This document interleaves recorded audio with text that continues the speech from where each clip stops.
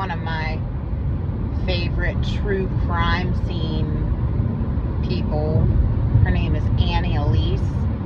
She's behind the 10 to Life YouTube channel. She's freaking gorgeous.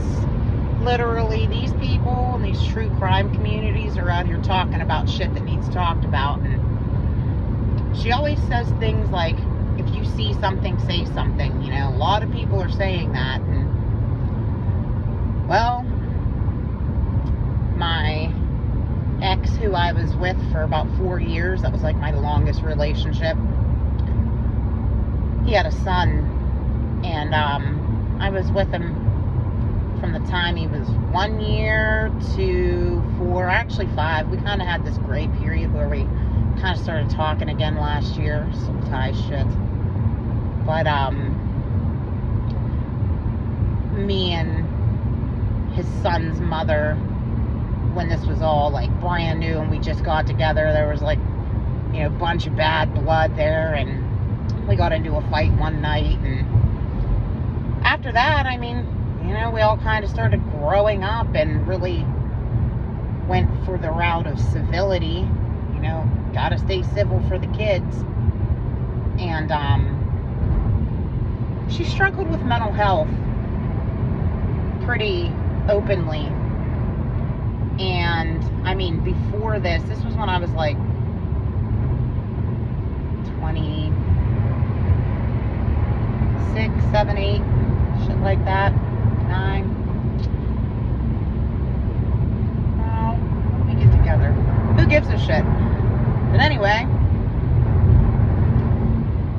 it wasn't until watching her go through the shit that she was going through that I actually stepped back and was like, well, I kind of deal with some similar shit that, like that. Like, what the fuck is wrong with me?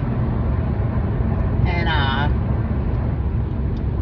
I've never seen her do anything but be a good mom. And no matter what she was going through mentally, she was always a good mom.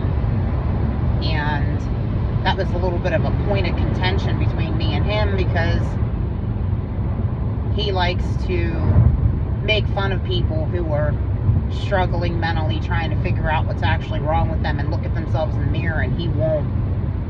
And he's having a lot of problems because of it. And has a real bad temper and has taken it out on his son to the point that she had to get a PFA against him. And a couple weeks ago, she hit me up and was just like, you know, I'm just curious if you have anything that you have to say or anything that you've seen. And I'm like, bitch, I got pictures of the shit that I've seen. And it's kind of part of the reason I didn't really want to break up with him for a while there, because I'm going, well, you know, it's not like I've seen him be anything getting on the newsworthy, but I've seen him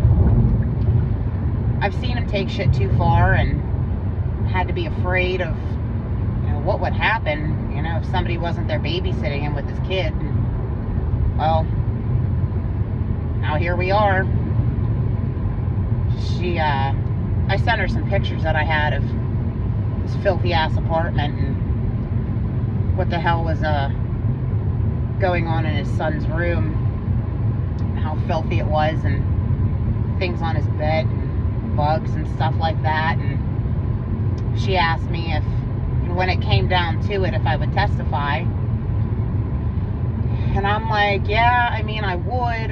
I'd love for like a sworn statement or something to be good enough. But I mean, if things are getting this bad, and now your son has PTSD and he's in therapy, yeah, if I've seen something, I'll say something.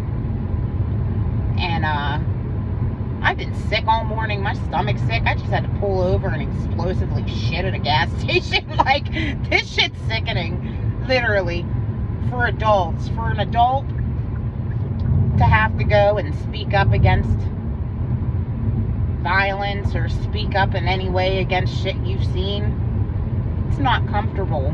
The shit's not easy, but guess what? not standing up and saying things and stepping up, adults not stepping up for children especially, is why they keep falling through the cracks, why their mental states won't get any better.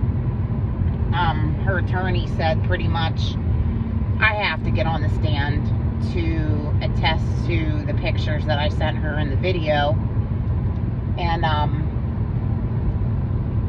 sick.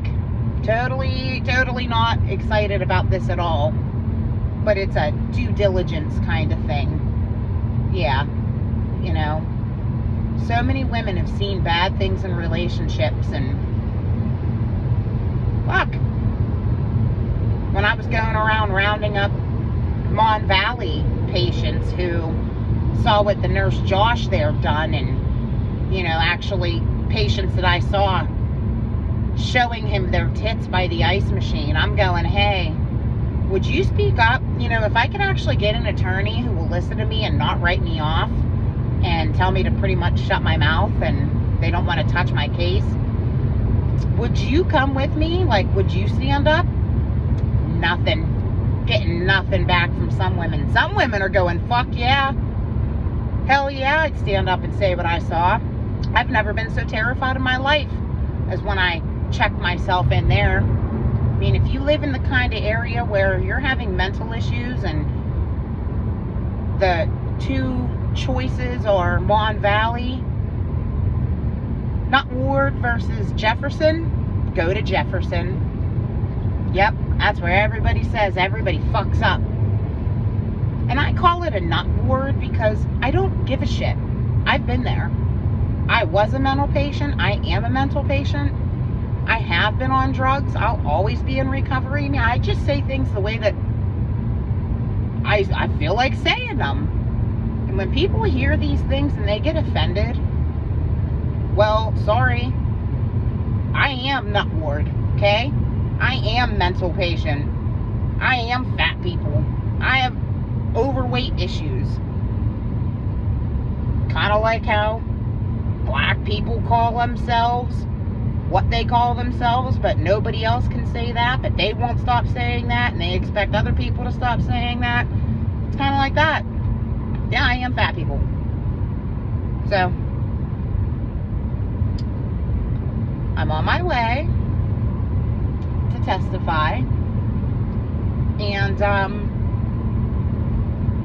yeah, I really hope that if anybody else were in this kind of situation where their testimony could make a difference in the life of anybody, let alone in the life of a child, I really hope that they choose to step up and say what they've seen, because it's not easy to be brave in a world that is terrifying. It's not.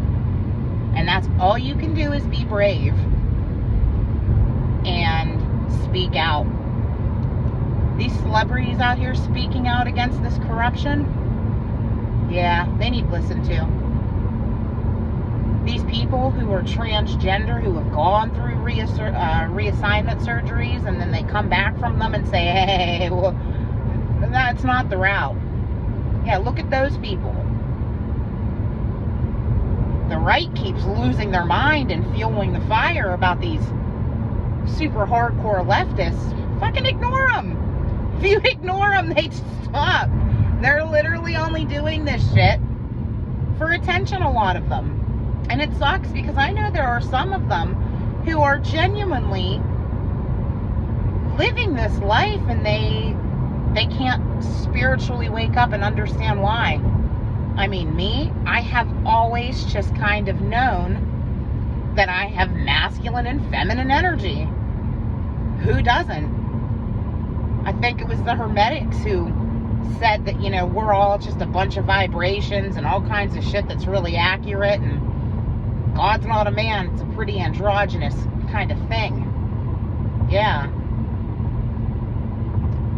I mean, all men have estrogen in their body, and all women have testosterone in their body.